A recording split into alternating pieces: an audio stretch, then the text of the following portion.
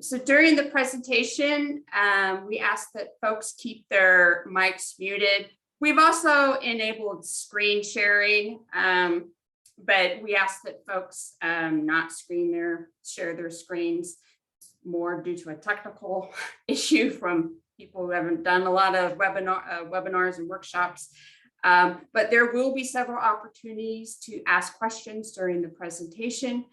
When we reach those Q&A segments, and if you want to ask a question and you're using a computer, to raise your hand, press Alt-Y on your keyboard or click the reactions at the bottom of your Zoom window and then click raise your hands.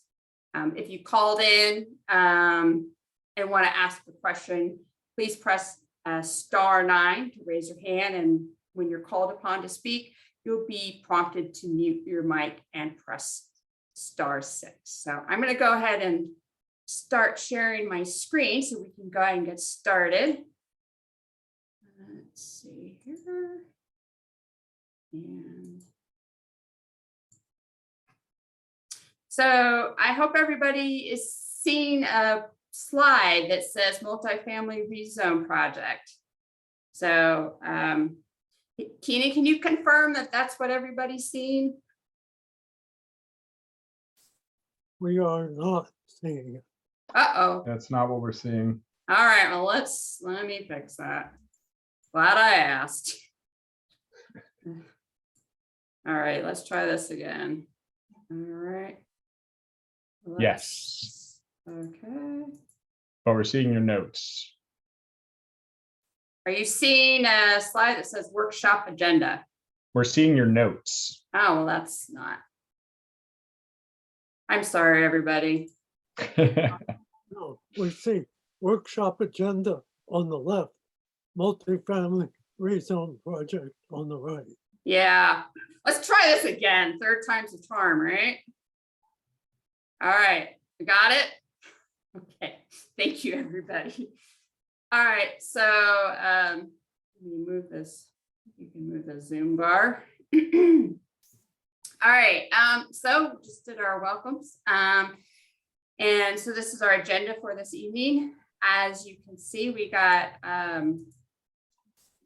some points during the presentation for Q&A as we go through. We ask folks to raise their hands using the Zoom controls. I'll go over those again just in case anybody needs a reminder. I know I do. If there's any questions that come up in the chat or questions, maybe we run out of time and can't get your question, or we don't have an answer, we're going to be collating all that and posting responses late this week or next week. And the responses will be posted on the county's multifamily rezone project webpage. Also, just want to confirm our we'll conclude at 7:30 to be mindful of everybody's time tonight. So, all right. So, what is the multifamily rezone project? The multifamily rezone project is a county housing initiative to upzone qualifying properties to allow housing or more housing on a strictly volunteer basis. The goal of the multifamily rezone project is to address the chronic shortage of rental and ownership housing for community members. While the county will continue to rely on property owners and developers, big and small, experienced or new, for that housing to be constructed, the multifamily rezone project is aiming to remove the regulatory barriers that makes developing more housing a challenge at this point. While the update, as many of you may know, there have been pretty significant changes to state law for accessory dwelling units, and now there's a new state law for ministerial urban lot splits and duplexes and residential single-family zones. The multifamily rezone project is looking to go bigger than that. Upzoning properties for more than what those allowances are. So 4 or more units. So why is the county doing this? This is part of implementing the county's housing element that was adopted by the Board of Supervisors in 2019. The housing element is part of the county's general plan, but unique and unlike the other elements of the general plan, it is subject to review and approval by the state of California. By and large, I think the county's housing element can be characterized as aiming to increase the production of housing and housing that is affordable. So the where part. So, well, first and foremost, because I'm putting this in the discussion because I got a lot of inquiries from folks with the cities. For properties to be eligible for the multifamily rezone project, they need to be located in the county. The county doesn't have land use authority in any of the cities. So we appreciate that interest, and the cities may have their own programs, but we're not able to change the zoning in the cities. So aside from that, state law largely dictates the where standards that make property eligible for upzoning. And we've broken these two state law the state law into two pathways, and I'll be going over those in more detail shortly. And how will the county be upzoning properties? Well, first and foremost, property owner participation is strictly voluntary. Property owners can volunteer a property they own, or if property is under a contract of sale or escrow agreement, the buyer may volunteer the property. And towards the end of the presentation, I'll be giving an overview of the rezoning process. And as mentioned a moment ago, state law gives the county two pathways to upzone property. One being Senate Bill 10, which was became effective January 1st of this year, and existing housing element law for the lower income inventory. We're going to start with the upzoning using existing housing element law. Okay, fine. All right. Let me just make a change here for a second. All right. Okay. I feel like I'm staring at the wrong thing here. Okay, so the first pathway is we are seeing your Let's slide. go back. There we go. Perfect. All right. Okay. So pathway one is upzoning for properties to be included in the lower income inventory.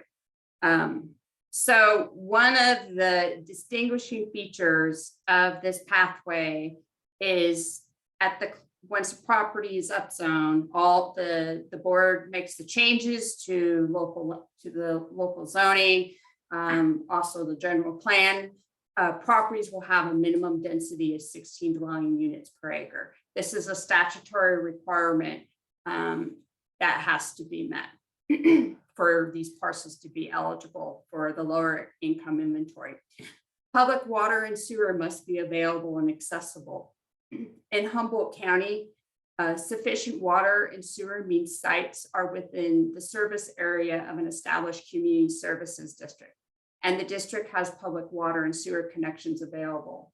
In Humboldt County, the availability of public sewer is by far one of the biggest constraints for increasing development potential, and then this goes even for commercial development. It's one of the biggest constraints. So in some cases, to ensure there is available sewer capacity, it's going to be important and take close coordination and communication between the county, the community services district, and the property owner to ensure, in fact, that that district has the capacity and has connections available. The size limits are straight from state law. The properties need to be greater than half an acre in size and smaller than 10 acres in size. Non-vacant parcels. So state law sets a higher bar to qualify non-vacant parcels for the lower income inventory. The county must demonstrate that the existing use does not constitute an impediment to residential development, and that the and it's a substantial evidence test that is written into state law. To help make this determination, property owners will need to submit a site plan showing at least conceptually how the property can be redeveloped, reconfigured for multifamily development if they have non-vacant property. So sites within the Martin Slough Interceptor service area are not eligible under this first pathway of upzoning for inclusion in the county's lower income inventory. The Martin Slough Interceptor service area is Myrtletown, much of Cutton, and parts of Pine Hill. And then Shelter Cove, even though parts of Shelter Cove have public water and sewer from the Resort Improvement District, they're standing guidance from the state of California, the Department of Housing and Community Development, that those areas are not, Shelter Cove is not eligible for this portion of the inventory.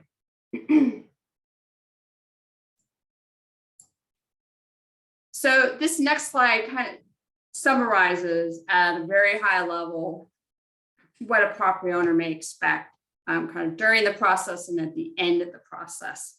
So parcels that are upzoned for inclusion in the lower income inventory and EIR will be prepared. And the county, one of the incentives for property owners is the county is going to underwrite and the preparation of the environmental impact report.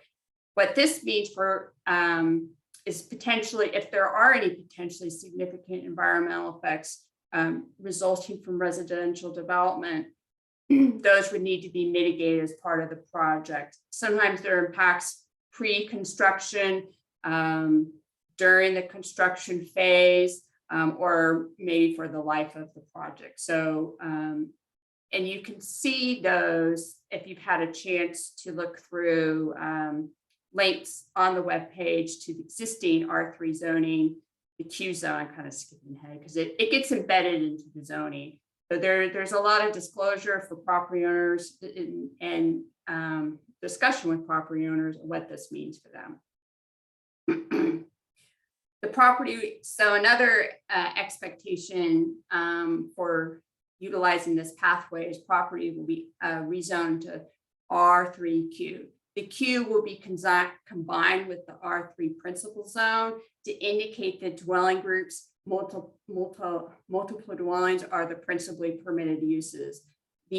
What you typically see in just standard R3 zoning, those uses, some of them will be limited or not allowed, or would require a discretionary permit.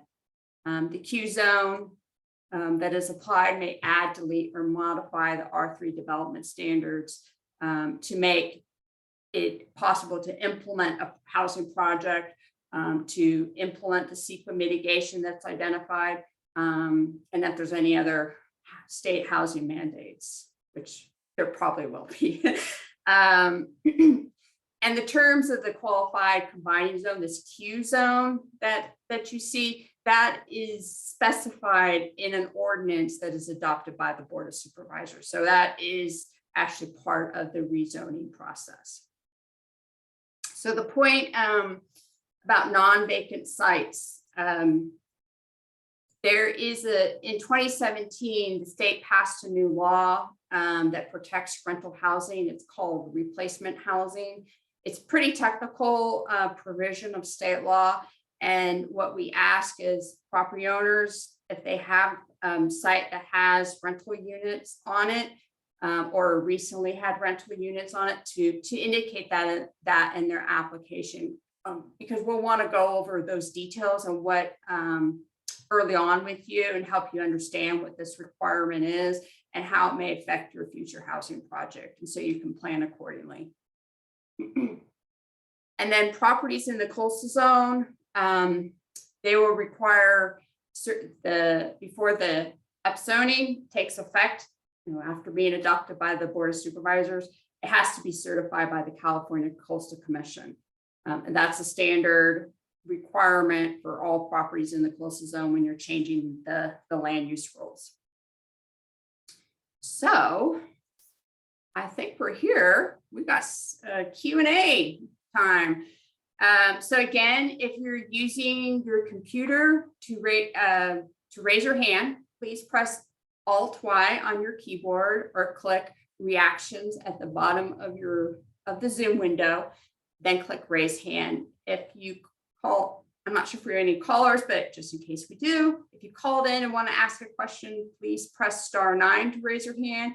And when you're called upon to speak, you'll be prompted to unmute your mic and press *6.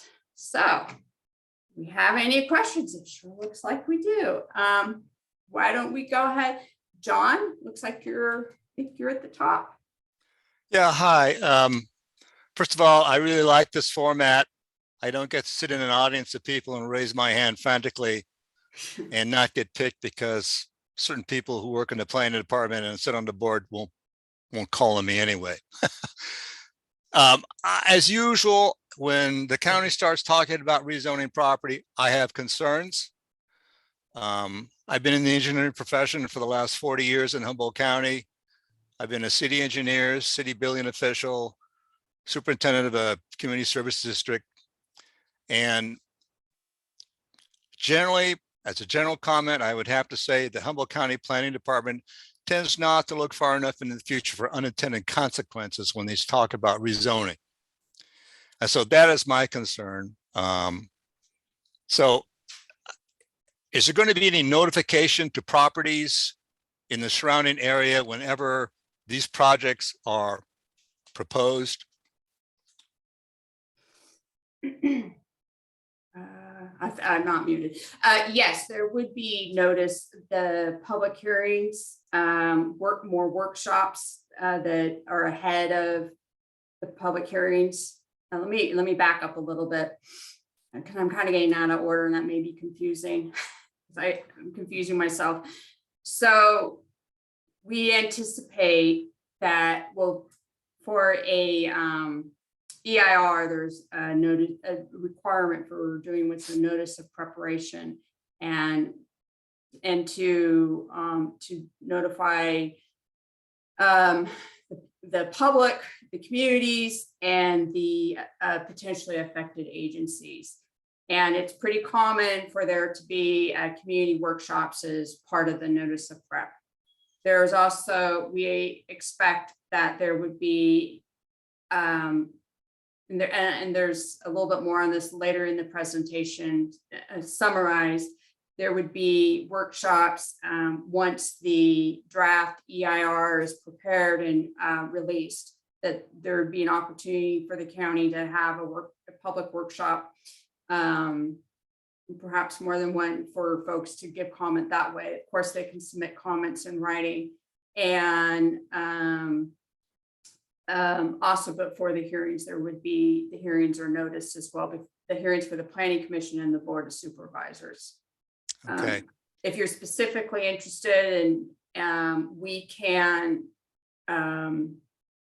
you can email me and we can put you on a list to ensure you get a notice. And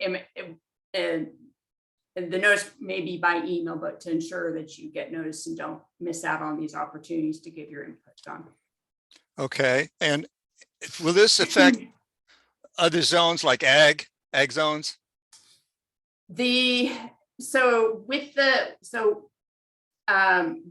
Generally, where with that density standard of 16 dwelling units per acre, and going back to the first point that you need public water and sewer, you're not usually going to see lands that are zoned ag exclusive or TPZ being within those service areas. And there are other things that have to be considered in the review, like fire hazards, the access, can you actually get to the site? Because state law for the lower income inventory, the ability for that parcel to be developed for multifamily development, the state law basically wants to remove the speculative part of it, that it can be that the infrastructure is by and large there, and maybe sidewalks need to be done, but it's accessible. It can be developed within the statutory language is within the planning period. So that is the planning period. We're in the planning period now, which ends in 2027, I believe. Okay. I bring it up because we have multiple structures in the McKinleyville area, particularly in Dowsbury area, that already have multiple housing on them. Right. And we have other parcels that have ag uses, and I'm sure they would be more than happy to have this kind of development. Years ago, when people bought property out here, this was all improved rural residential. That's why we live out here. And so a lot of people would not like to see it turn into a bedroom community. And so I'd appreciate a little foresight, I guess, as far as that's concerned. The last time you changed the rezoning on various parcels, you changed parcels to ag. I now have a commercial nursery operating mere feet from the north wall of my house. And I can't file a complaint because I'm told I bought property next to ag zoned land, but I didn't. I bought my property in 1984 as improved rural residential. So I'm taking a hit on my property value. I'm still paying the same amount of property taxes. And so I'm just bringing this up as an unintended consequences that could possibly be a problem. And I'll probably be talking to you at some point in the future for some additional clarifications. Thank you. Thank you. Thank you. Sounds good. Thank you. It looks like our next speaker is Terry. Hey, thank you all so much for this presentation. Very exciting. I work for Redwoods Rural Health Center, and we have a property that's right behind our medical building. The zoning is R1T. And so I just want to figure out who is the county contact for this program so I could work on, the exact path to change that over. Thank you so much. Yeah, thanks, Terry. Yeah, I'm the lead on this, and with lots of support from Michael Richardson, and also Mary's has some experience in this area. But yeah, go ahead, and if I'm not able to help you or get an answer, I'll go to Michael. So he's done similar types of program. I think this would be 2 or 3 times. So thank you. Thank you. All right. And shall we have a question in the comment or in the chat Okay. box? Okay. I don't know if you'd like me to read it or if you're going to open up the chat box. I'm looking at the chat. Let's see if I can find that. Palmerston County on the border with the city. This looks like it's a question from Andy and Heather. My property is in the county, but on the border with the city of Arcata, and my house is on city water and sewer. Will the county assist with negotiating with the city to serve the rezone of the property? Michael, might you help me with this one a bit? Because that would be, there's rules on the cities, not just the city of Arcata, cities servicing property outside of their boundaries. There's limited circumstances when that can be done. Usually I think what the law wants is for those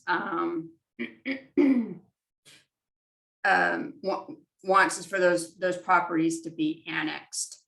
So I mean, we can see if there's maybe a conversation to be had with the city, maybe in that direction. But yeah, we can, not sure where we could go, but we could certainly talk to see where there might be a pathway there. There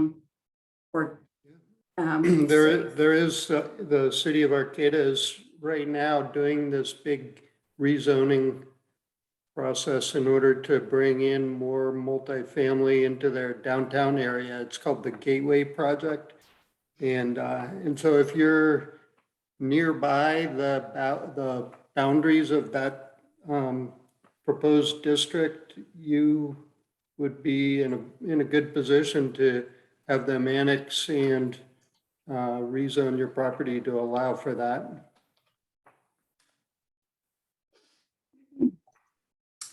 Okay, Beth, Hi, thank you for your presentation. yeah, And putting together this program. It sounds pretty exciting because I think that, you know, we need to bring in new housing to the county. My questions have to do with opening up the application process and how are you gonna, you know, rank applications and go from there? Is it gonna be first come, first serve? And then also my other question is, you know, how long do you think the process will take from the date of the application to, you know, getting the actual rezone? those are great questions. Starting with the timeline, I do actually have an overview of that towards the end of the presentation. For the multifamily rezone, because it involves an EIR, for non-coastal properties, the expected completion is, I think it's 2024. For the SB 10, which is our next segment, is much faster because there is what SB 10 is an exemption from the California Environmental Quality Act for qualifying properties. And so those we expect to have done before the end of this year. I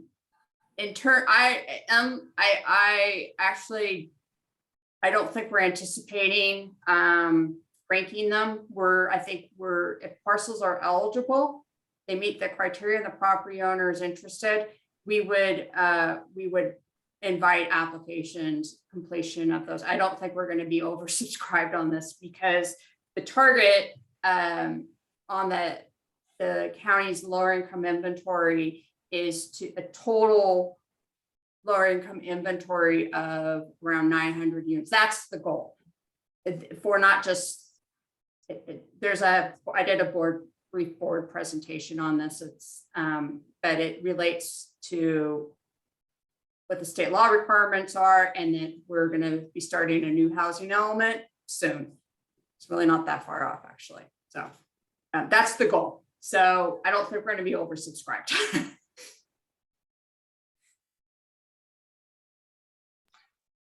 And Michelle, we have another question in the chat from Heidi, which is, why is Martin Slough project area ineligible? And are you sure Myrtle would be included in that? So Martin Slough is ineligible because it goes back to a mitigation measure that is part of the Eureka, City of Eureka's Martin Slough Interceptor project related to both the county and the City of Eureka adopting a traffic impact fee. And then that had not happened at this mitigation measure has been in place since like the mid 2000s, 2004, 2005, and that has not happened. And as part of preparing the county's housing element, Legal Services of Northern California questioned the parcels within the Martin Slough interceptor area if they met the qualifications. And so the county negotiated what is in the housing element now is implementation measure number 7, which called on the county that once that the county at the end, was it last year, 2020?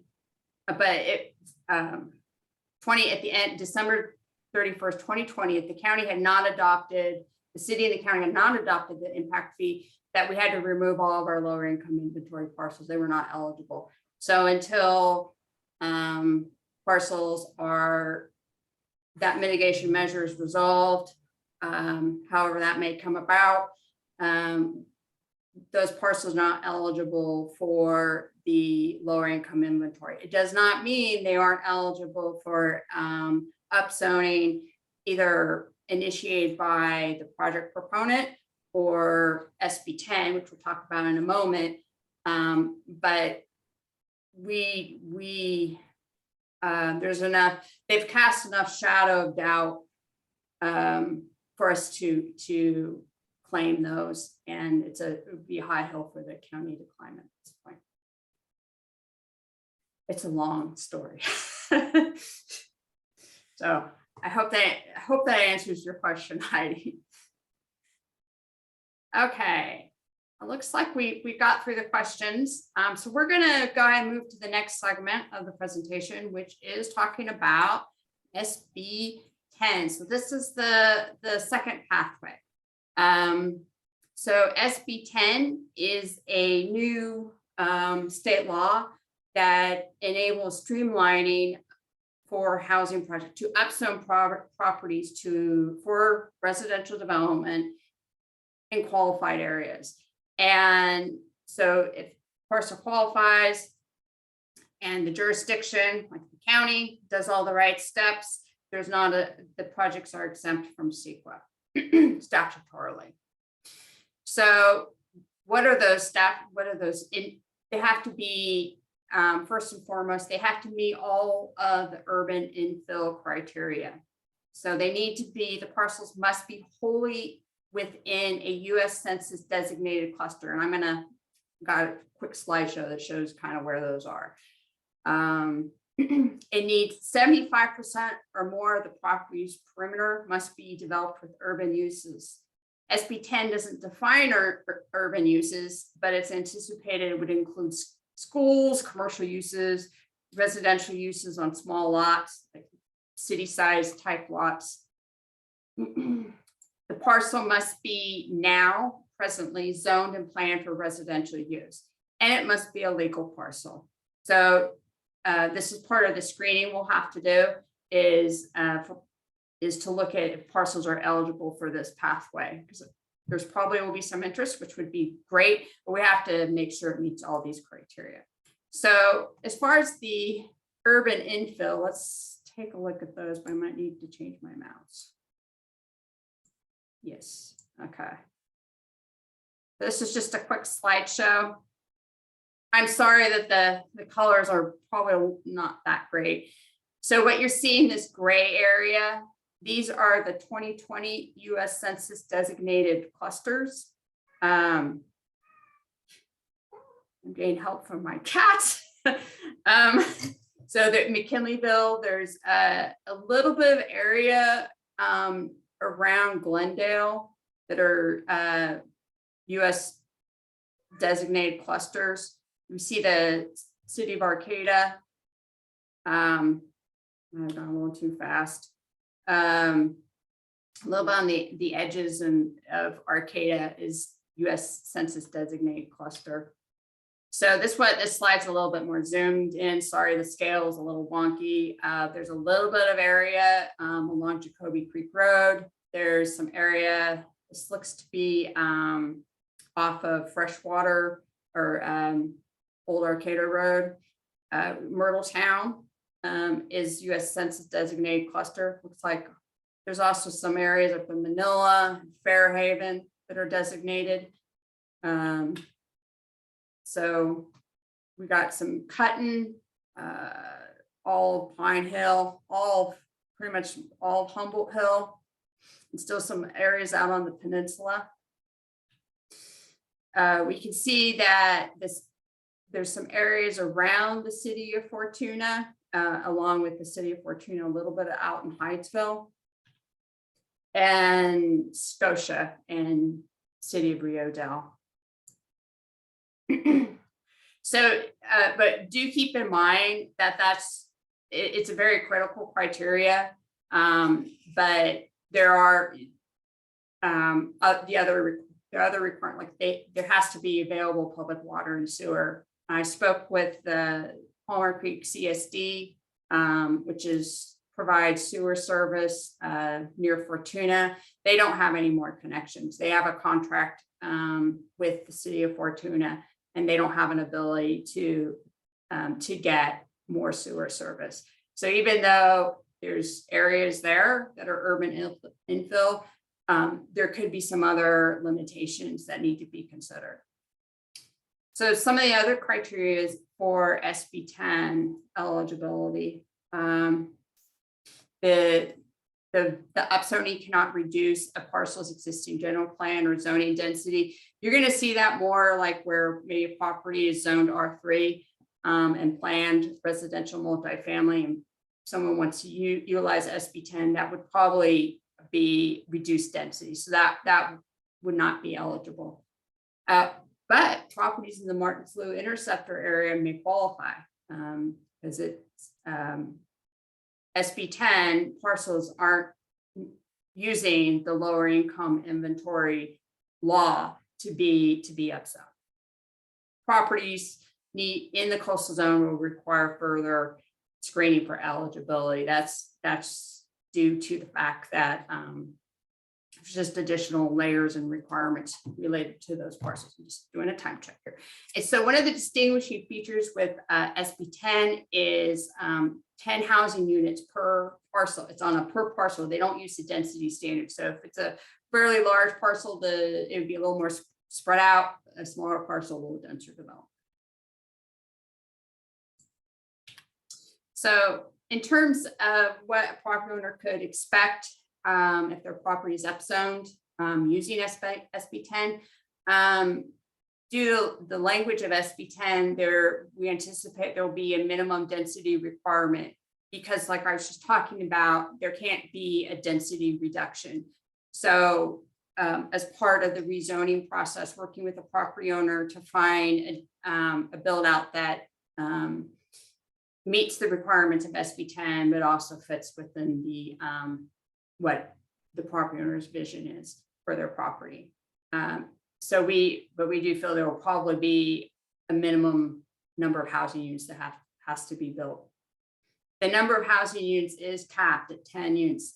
This does not count JADUs, junior accessory dwelling units and accessory dwelling units. The way SB 10 is written, a SB 10, a housing project developed on an SB 10 parcel could have up to 2 accessory dwelling units and up to 2 junior accessory dwelling units. But with junior accessory dwelling units, there is a property owner occupancy requirement that still needs to be met that hasn't been removed. But this is a hard cap. These parcels are not eligible for by right density bonuses or other things. So it's a pretty firm commitment.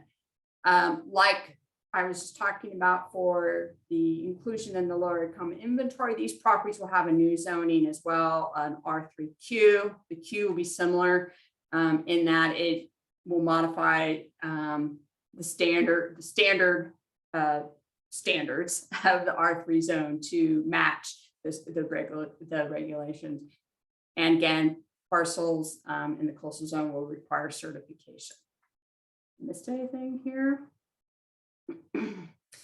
So I think we have got another Q&A. So I'm not sure if anybody has any questions for me, but this would be a great time to raise your hand using those Zoom tools. Alt-Y on your keyboard, or click the reactions, or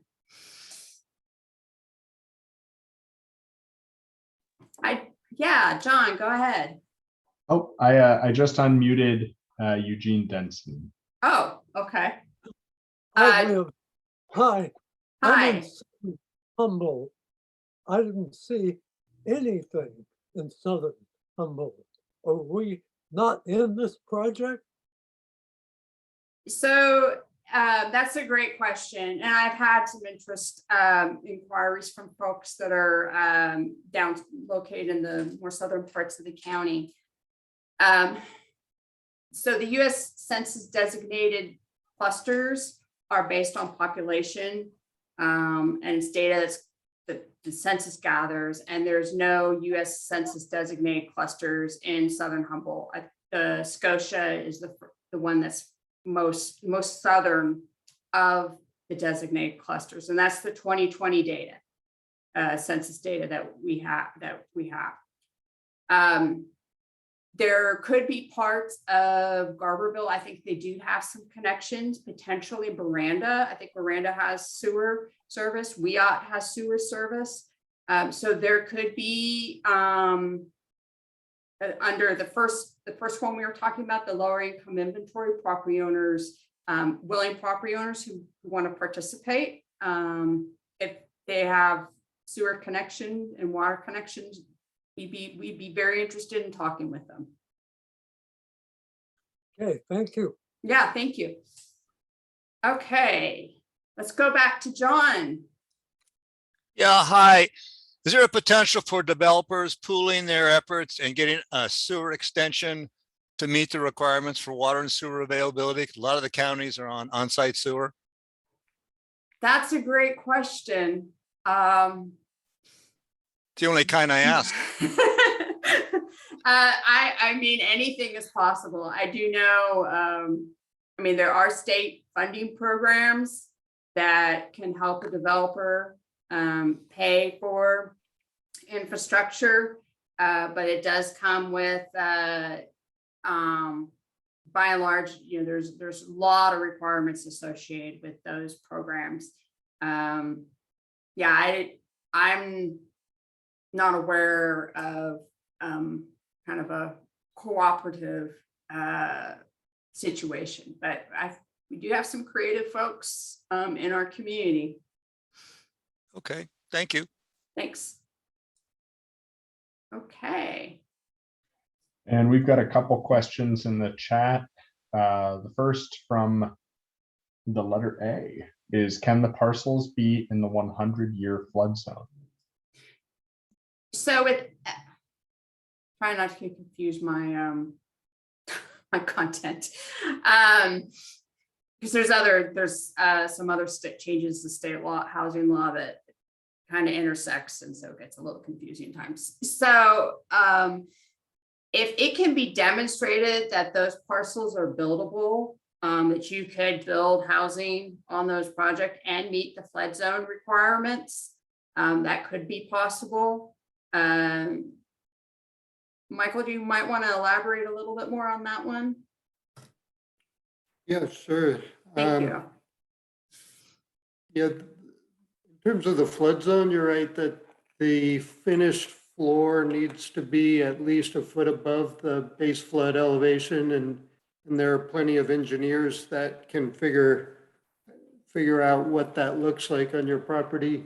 One of the concerns I have is there's general plan policy that prevents us from creating subdivisions where the entire parcel is within a flood zone.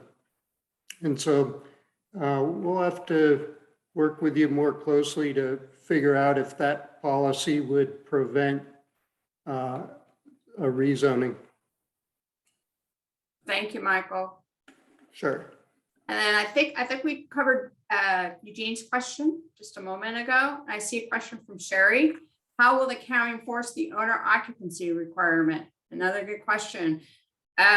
So for junior accessory dwelling units, there, as part of the permitting, the property owner needs to execute a covenant that is enforceable by the county about the owner occupancy. So you do get also disclosure.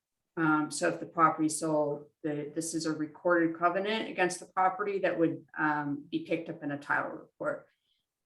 As far as like beyond that, we would rely on reports from adjoining property owners if they're seeing indications that it's not being owner occupied, would be how we would enforce it. I don't think the state law really provides much more elaboration than that, or doesn't elaborate further on the owner occupancy requirement.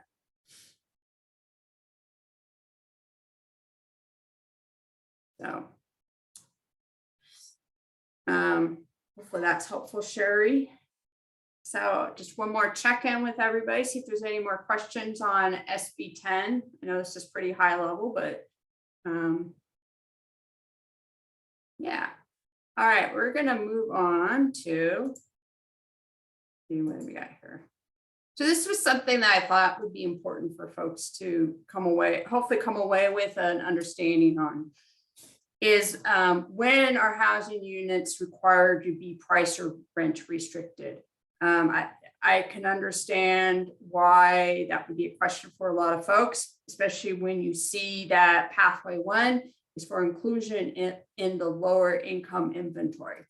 So to clarify, the county is definitely going to be welcoming housing that is going to be affordable, but and working with property owners and developers who want to do that. But when the county can actually require that is limited to these circumstances. When the housing project is using public funding, so if they're using state funding, federal funding, the county is looking at a fee waiver. There will be a requirement for rent restriction that's appropriate or price restriction. Housing law, another circumstance is when a project proponent uses housing laws, specific laws that incentivize housing. Examples being density bonus law, ministerial streamlining, or sometimes people may hear it as SB 35. If you're doing a supportive housing project, which is housing for helping people who have experienced chronic homelessness, then there's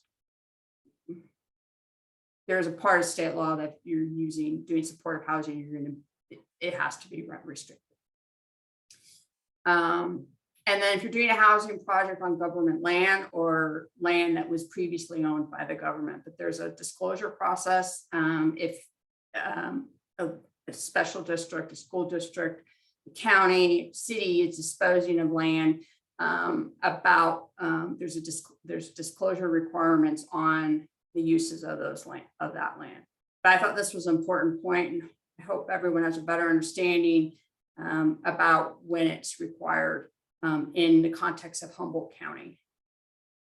The way the county's going about improving housing is more from increasing the supply perspective rather than unilaterally dictating when affordable housing needs to be built. For better or for worse, I know there's different perspectives on that, but those are the county's land use regulations on this topic. Okay, so let's talk a bit about the process.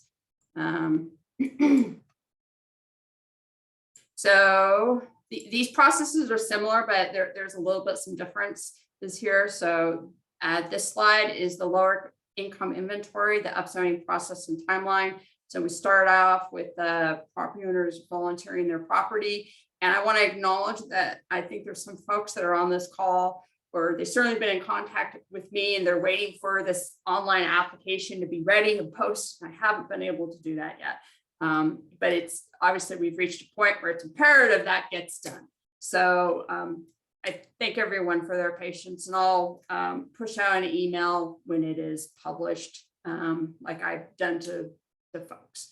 So that property owners volunteer their property, then the county, months of April and May, does a property screening, make sure it meets the criteria, talk to the project proponent, consult with the CSDs, make sure there's the infrastructure and whatnot available to serve the project. Then the county, this is again the project that involves an environmental impact report. The county is going to retain a consultant to do that work. So that will be July, September.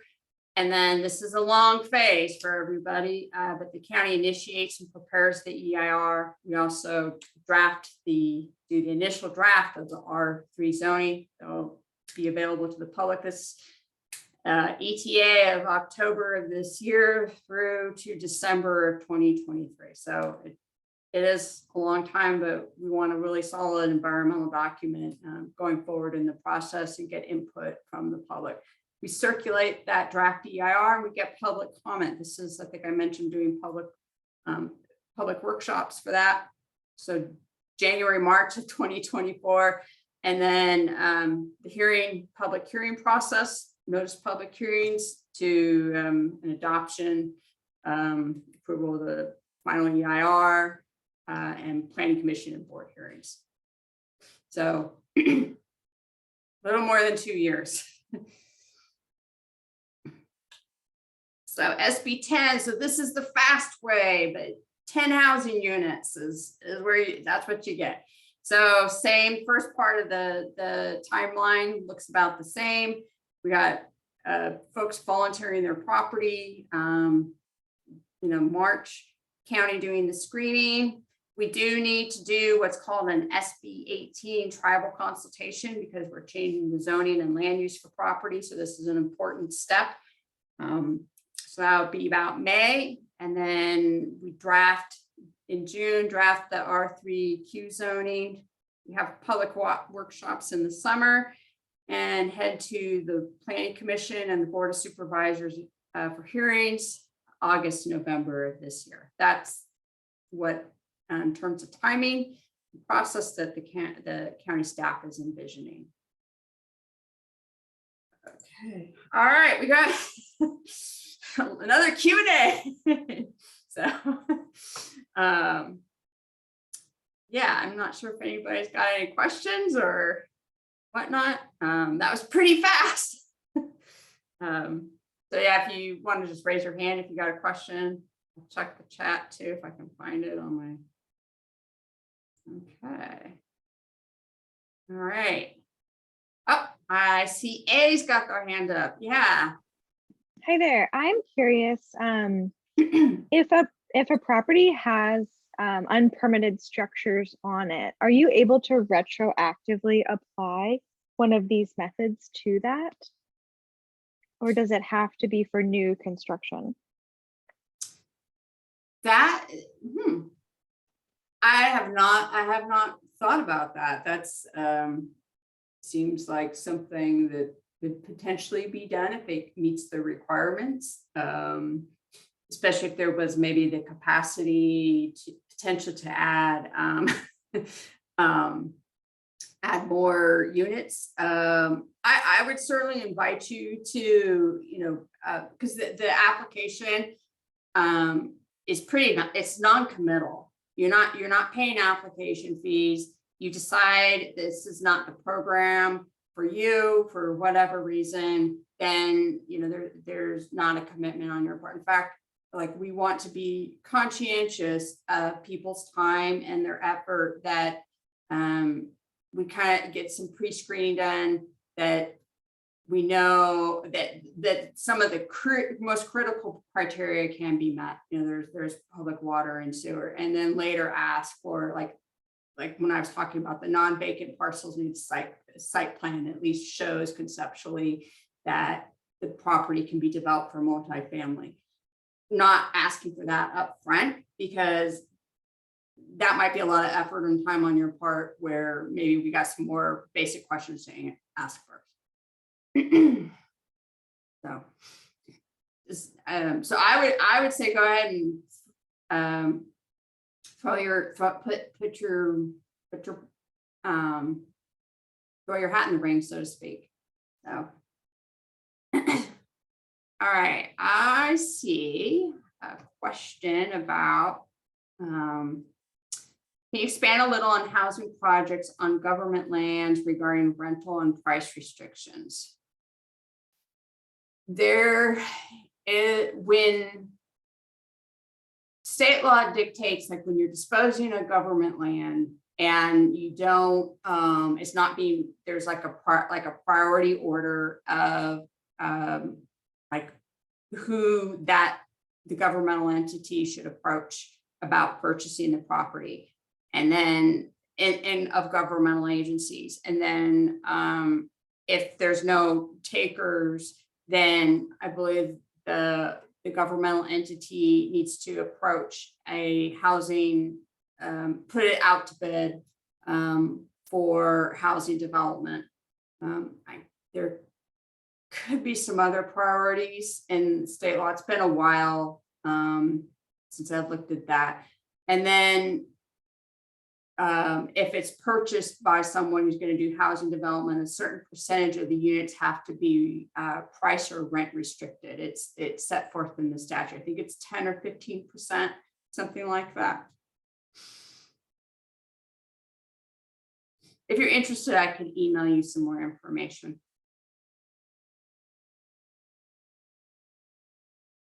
Okay, any other takers? We're getting close to the end. We're on slide 14 to 20, guys. So thank you. Okay, we're gonna move on to, what do I have next? Okay, so we're kind of getting to the close, everybody. So decisions. Well, first of all, I want to say that if you think your property qualifies for both, we would invite you to apply for both, and then maybe as we work through the screening and going through the process, maybe you'll find one pathway is pathway one is gets you to your end game versus, the SB 10 route.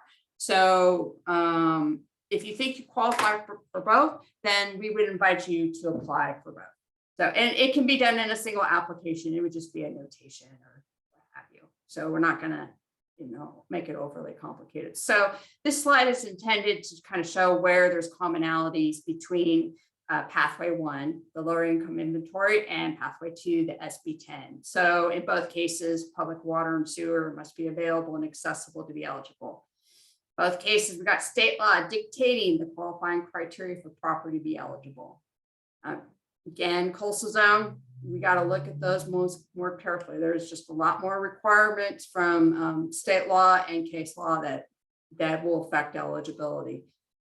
Both of these programs, pathways, will have sites with new zoning that is R3Q. Short-term rentals will not be allowed. This is a housing program, so it's not for vacation home rentals. And folks should expect to see that in the Q zone.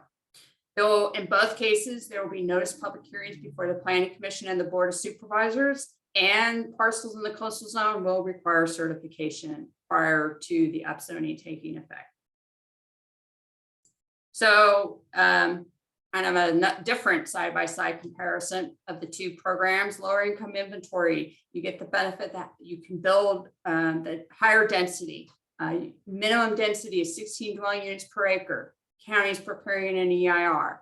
It will take more time. And then perhaps a disadvantage, big disadvantage is property in the Martin Slough Interceptor service area isn't eligible. SB 10, pros, cons, fewer parcels can be developed, fewer units can be developed. It's a hard cap at 10 housing units, not counting those JADUs. There is some CEQA streamlining by the state provided a statutory exemption for qualifying parcels. It will be completed more quickly. Like I talked about earlier, expected to be completed later this year. And for this pathway, parcels in the Martin Slough Interceptor service area may be eligible. If they can meet the other criteria, they could be eligible. Let me see what I have next. So, and we appreciate everybody's interest. There's, aside from the goodwill, the community, making inroads on the housing issues in our community, and address, where this isn't a program that can address the wages part of that equation, but can make inroads on the housing, the lack of affordable housing and a lack of just the supply in general. So other benefits is it's zero to low cost to the property owners, people, the participants in the program. The county is going to complete the pre-entitlement work. And to be clear, the pre-entitlement work, what we're talking about here is the special studies, changing the zoning, the fees that are typically associated with that, that are at least, you're looking at filing fee at least $10,000. But if there's infrastructure improvements, you need to improve the road.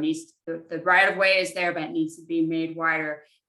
Those types of work would not be included in this. So we can go over that on a more one-on-one level, but what pre-entitle means is getting all the planning permits, all the zoning set up so that folks can know they can go pull a building permit and bring a parcel for a multifamily housing project. And that gets to the next point, shovel ready. Applications for coastal development permits and building permits are prioritized. There are state law requirements that public water and sewer providers prioritize their allocations to housing projects. They include affordable units. These would be assisted units. And in the near future, excuse me, there will be a tiny house village option. Our department has that legislative amendments in the works. Well, in the queue, I'll say in the queue to launch those. I think those will get started probably late this year, perhaps. I'm not sure, but we have a staff member and funding to support those, all the work entailed for those amendments. So with that, I'm going to show the last slide. We have a save the date. We got 2 more workshops, and then I'll ask any more questions if there's any. See if there's any more questions. So we have a developer workshop that's coming up February 16th. It's going to focus on housing incentives and goals. This is going to be more. There'll be a grant funding discussion component as part of this. Some of the new state housing legislation, we'll be talking about SB 9. I saw that in the chat. And technical assistance for community funded efforts. And then coming April 13th, we have another workshop, and this one's focused on ADUs. Those are really hot topic, which is great. The county will be rolling out a new standalone dedicated website for accessory dwelling units. But so we're going to go over those and how they can meet housing needs, the county's new website. It's going to have an ADU calculator, a GIS lookup tool, resources guidebook. It's got a lot. And there'll be discussion about this new state funding program for the state of California for ADUs. I think that's one that people who qualify, I think they may apply directly to the state. But I don't know too much, so best to attend. So excuse me. But yeah, that's the end. But I'm happy to. It's only 6:30, so let's see if there's any more questions out there.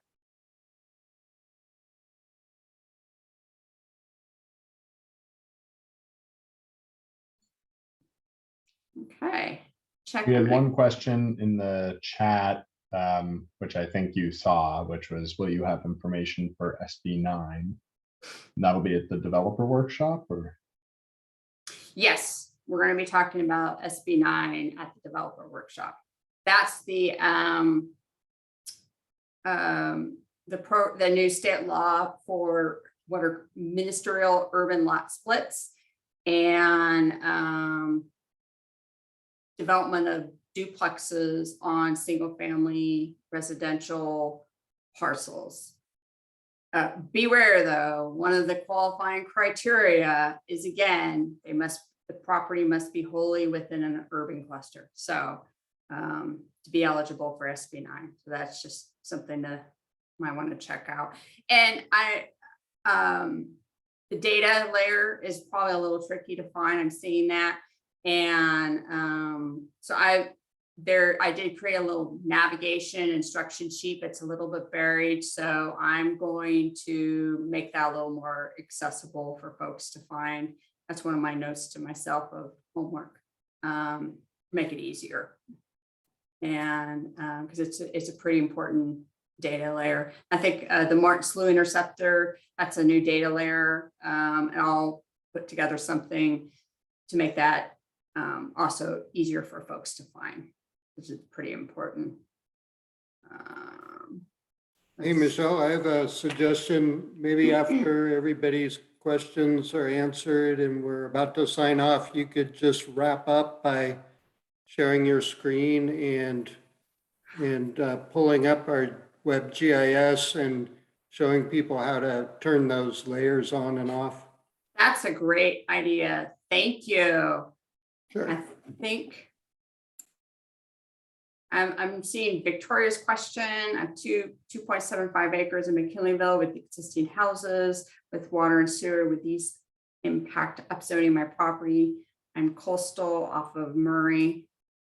We would have to look at the property may still be eligible for upzoning. Go ahead. I think I'm going to put my email in the chat again.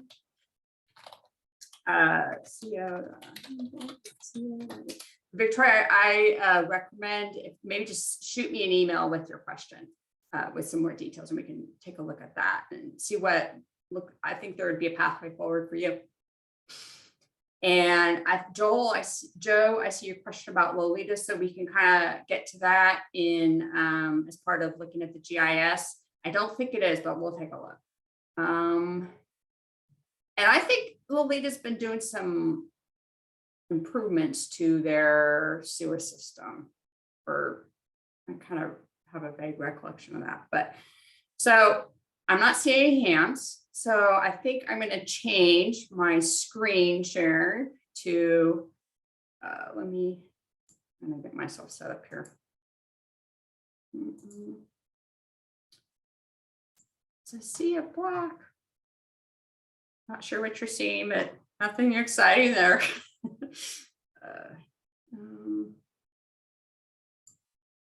Let's go. Okay. Well, I'll show you guys how to navigate there. So I'm going to change my screen share. I think I have pause share. Let's see here. All right, I'm just going to change my screen. Sorry, everybody, it's a little funky. Okay, so everybody should be seeing a Microsoft Edge browser window. Hopefully everybody's seeing that. Yes, thanks, Keenan. So well, let's start by, what I'm doing here is I'm just going to show everybody how to navigate to the county's web GIS. And then once you're there, the data layers we've been talking about, how to locate those.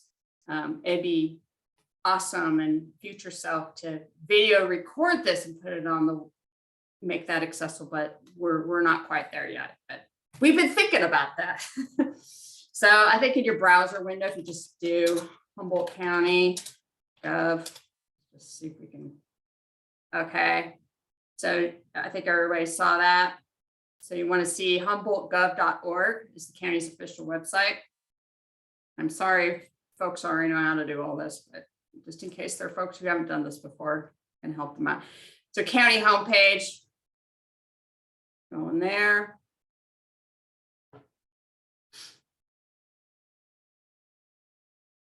And well, we're going to cheat a little bit here. This is a pretty popular page on the county's website, so you can actually find it in top searches, or you could probably just do GIS. Just like that, see what happens. GIS stands for the county Geographic Information Systems. Anybody was curious? All right.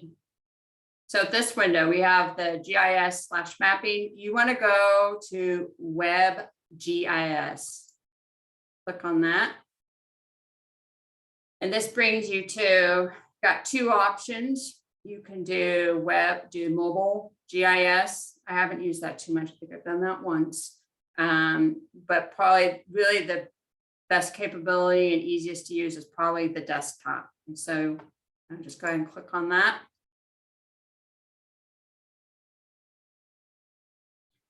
So you get an outline here of the county. All these yellow lines are the parcel lines, which can be kind of distracting, but I can show you how to turn those on and off. Okay, so this is your default. And where you want to go is this here, jurisdictional boundaries and land use. And you want this clicked. you like that, you're not gonna be able to, it won't display. You wanna make sure that's clicked in this little caret, click it, so it points down. And you see this data layer called housing inventory. So this is the good stuff. What you want to click on are this data layer, urban clusters 2020 census, SB 910. So we even kind of gave a little more clues here. So you want to turn that on. And then we'll come back to Martin's, but you can see that the Martin Slough Interceptor service area is right there, conveniently located. So you can see this gray hatching. And so just use your mouse to scroll in. And sorry, everybody. Try not to make everybody seasick here. So this gray hatching is the urban cluster. And I think you click on it, you can, so if a parcel is in fact has urban designated cluster, it occupies some of the parcel, it overlays it, this will come up. Whereas, let's click over here, it doesn't come up because that parcel's out. You can zoom in and out. You can change the background using this. This makes it a little bit easier to see, but now I go back that way so that you can do that. And let's take a look at Lolita. That was one of the questions. So let's see here. Should I get to Lolita? So this is probably would be good to change the background because these gray, this might make it difficult to see. So we have Lolita here. Yeah, it's unfortunately, Lolita is not an urban cluster. There's no, let me turn this off. So you can see we have that data layer clicked and yeah, there's no urban cluster. Closest is down here in near Fortuna, the Homer Creek. So unfortunately, Lolita would not be eligible for SB 10, but there could be some potential for the lower income inventory. And like we'll work, have solid communication with the property owner, the CSD, and the county to ensure it's a project that can move forward. And do that early on in the process is imperative for everybody concerned. So, and then we'll just do Martin Slough super quick. So Martin Slough. And you can kind of see it. Well, I think I need to turn this off. There's kind of this this boundary here. That's a lot of things to click. Yeah. But you can manipulate the layers. So yeah, Martin Slough sewer basins, Cut and Ridgewood, MSI, yes. And that tells you the sub-basin that it drains into. So unfortunately for the lower income inventory, this area that are in this area are not eligible. But that does not mean they could not be, they could be upzoned using SB 10. That is a pathway for them.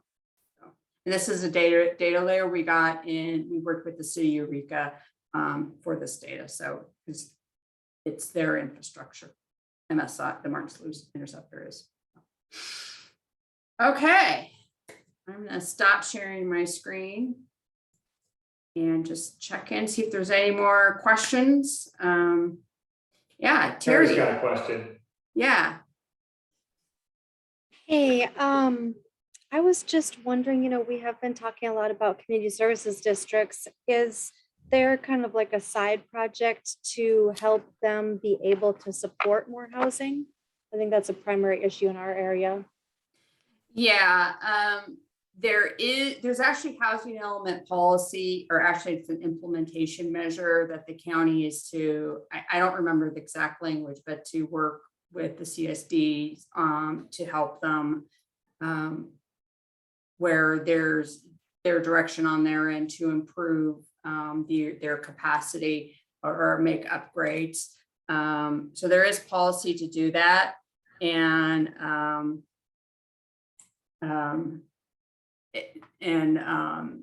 the fund, like, having a role in helping them get funding to accomplish that, because I believe it may often take multiple sources of funding. Certainly with the housing development, that's pretty common, but